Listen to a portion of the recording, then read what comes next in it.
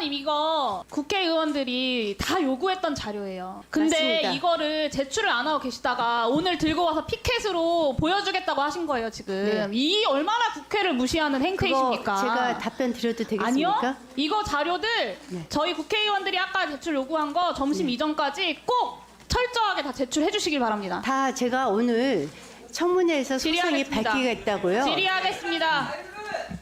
김행 후보자의 여성가족부 장관으로서의 전문성 그리고 자질은 앞으로 잘하겠다라는 말로만 믿고 넘어갈 수는 없는 일이라고 생각합니다. 그동안 어떤 사회적 정치적 활동을 해왔는지 그 길을 면밀하게 살펴보는 것이 필요한데요.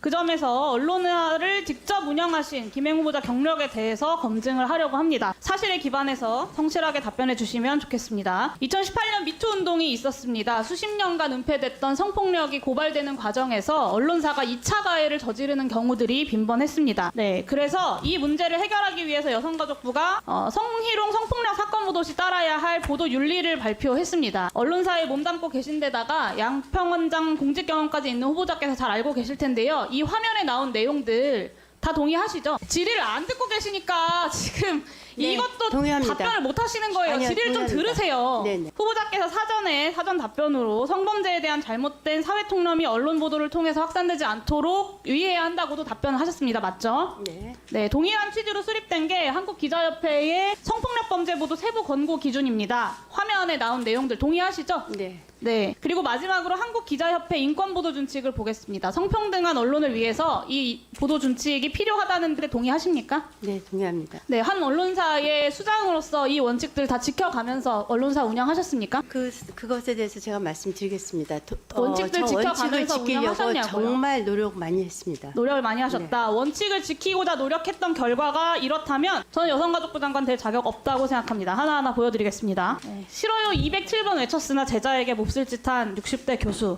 30대 남성 집들이 한 후 정말 파렴치한 짓 저질렀다. 몹쓸 짓, 파렴치한 짓 같은 표현으로 가해 행위의 심각성을 축소하는 잘못된 보도입니다. 그 썸네일 보이세요? 네, 후보자님 딴 거 하지 마시고 좀 질의에 집중 좀 해주세요. 피해자에 대한 편견을 강화하고 모욕감을 안길 수 있는 아주 악의적인 이미지들만 골라 쓰셨습니다. 다음 페이지 넘겨주세요. 소속사가 여자 연습생에게 속바지 벗고 사진 보내라. 연인이 성관계 거부하자 목에 베개 밟아놓고 밟아서 기절시켰다. XX 빠는 거 아니야. 여자 동기들 집단 성희롱한 남자 생도들. 네, 한국기자협회에서 지적했던 불필요한 성적 상상을 유발하는 사례의 전형입니다.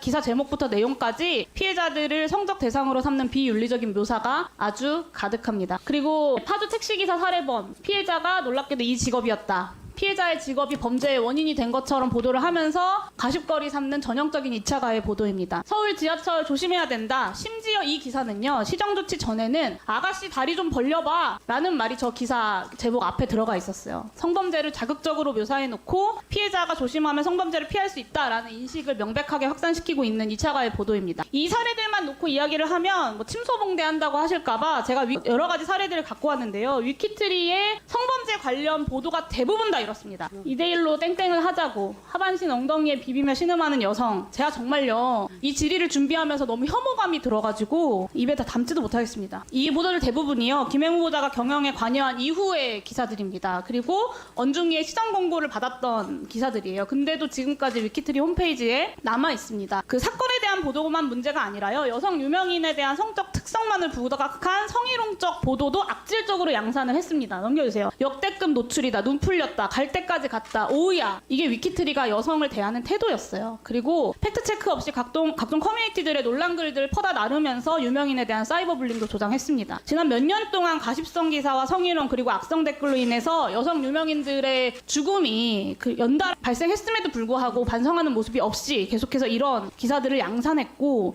누군가를 죽음으로 내몰면서까지 트래픽 수를 올리는 데에만 위키트리가 정신이 팔려 있었던 겁니다. 모 여성 유명인이 스스로 세상을 등진 이후에 나흘 동안 그 유명인 관련된 기사가 몇 건인지 아시나요? 73건입니다. 네. 생전에도 굉장히 집요한 가십성 보도로 그 고인을 괴롭혔거든요. 근데 사후에도 무분별한 기사화로 죽음마저 논란으로 만들었어요. 저는 황색 언론이라는 말이 고상하게 느껴질 지경입니다. 김행 후보자께서 이런 기사들로 돈을 버셨어요. 그러니까 혐오 장사로 달로 주가를 79배를 급등시켜서 100억대의 주식 재벌이 되셨습니다. 돈을 벌기 위해서는 여성 인권이든 2차 피해든 크게 개의치 않는다. 트래픽 수만 올리면 성공한 기업이다. 이런 마인드로 회사를 운영하면서 차별과 혐오에 기생해서 100억이 넘는 자산을 증식을 시켜놓고 여성가족부라는 공직까지 맡겠다는 건 너무 욕심이 과하신 것 같습니다. 악질적인 성차별적인 2차 가해적 보도를 양산했던 언론이 성폭력 피해자들을 보호하고 성차별적 문화를 개선해 나가야 하는 성평등 부처의 수장이 될 수 있다고 생각하시나요? 저는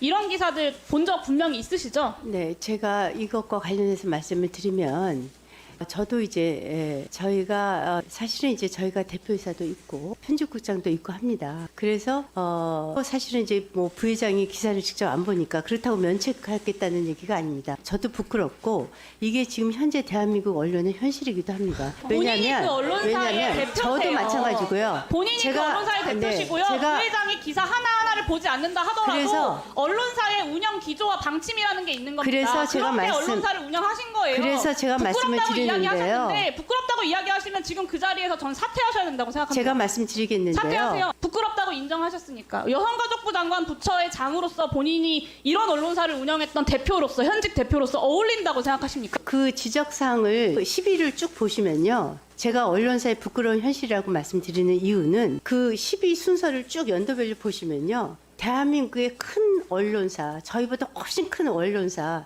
메이저 언론사 1, 2, 3위가 다 들어가 있습니다. 이 얘기는 무슨 말씀이냐면 그래서 제가 부끄러운 대한민국의 언론사라고 하고요. 저희는 그래서 21년부터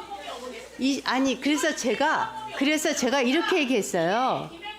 무능이 아니라 유능의 결과라는 걸 이따가 추가 그걸로 유능이 아니고요. 그래서 21년부터 저희가 옴부드맨 제도를 운영을 해서 이렇게 도저히 언론사가 갈 수가 없다. 그래서 제가 네.